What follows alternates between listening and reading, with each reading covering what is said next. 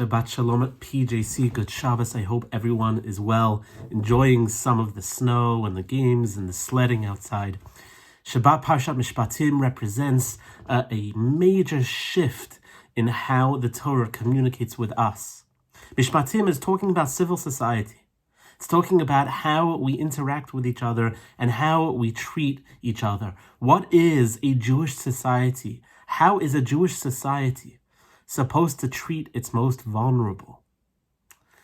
It's a huge shift. There's no story, or right at the end there's a little story, but majority of the parsha is technicalities, is about oxen goring oxen, it's about people fighting, it's about people being sold into slavery. The majority of the parsha is completely different than anything we've been exposed to so far in the Torah.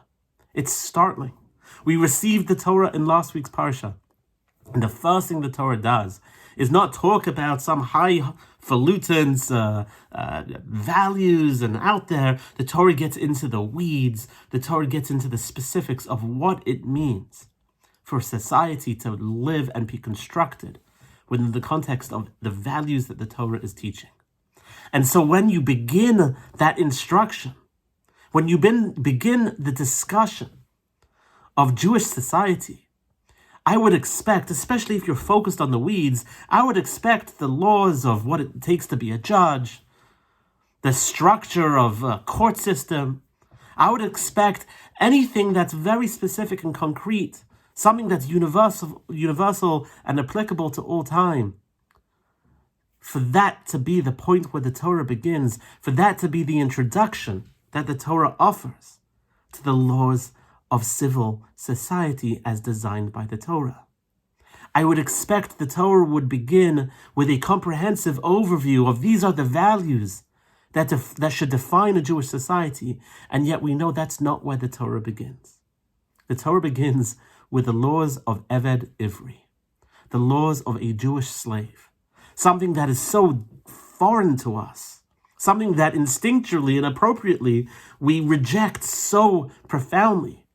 And yet, it's written in the Torah. It is there for all time, provoking us to think deeply about what is the Torah saying regarding the construct of slavery.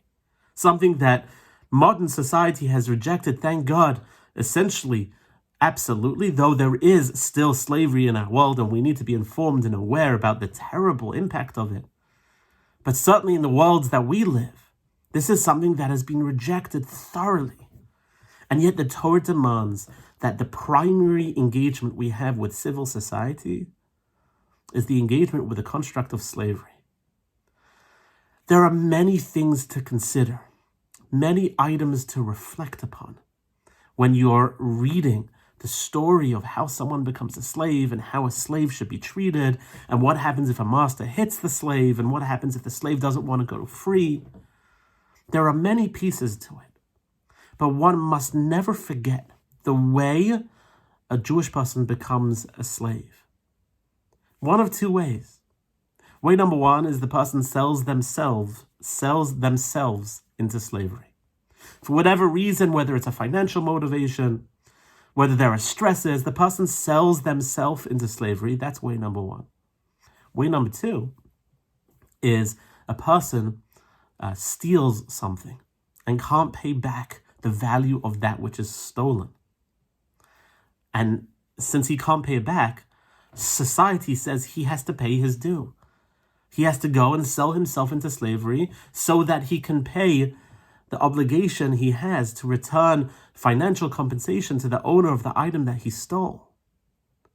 The Torah begins with this structure, with this subject, when addressing civil society, because it demands that we pay attention to the underlying point, which is there are people in our society who are deeply and profoundly vulnerable. There are people in our society who are underprivileged, who have less opportunity than we would necessarily have, or others would necessarily have. And so because the Torah talks about the specifics of how you treat someone who had to sell themselves into slavery, it insists that we ask the question, how does this man or woman get there to start off with? How is it possible that a Jew should end up in slavery? That's the introduction to civil law. How is it possible that in a Jewish community there is someone who is so vulnerable that they have no other option other than to sell their rights to themselves away? That's the question that is begged to be asked at the beginning of Mishpatim, and it's the question that's asked of us now, in the midst of this crazy time. What values define our community, define our society?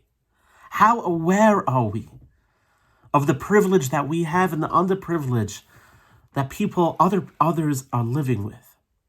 The challenge of Ve'ela Mishpatim is to remind ourselves that we were once slaves in Egypt, is to remind ourselves that we too have experienced what it means to be oppressed, what it means to be existentially vulnerable.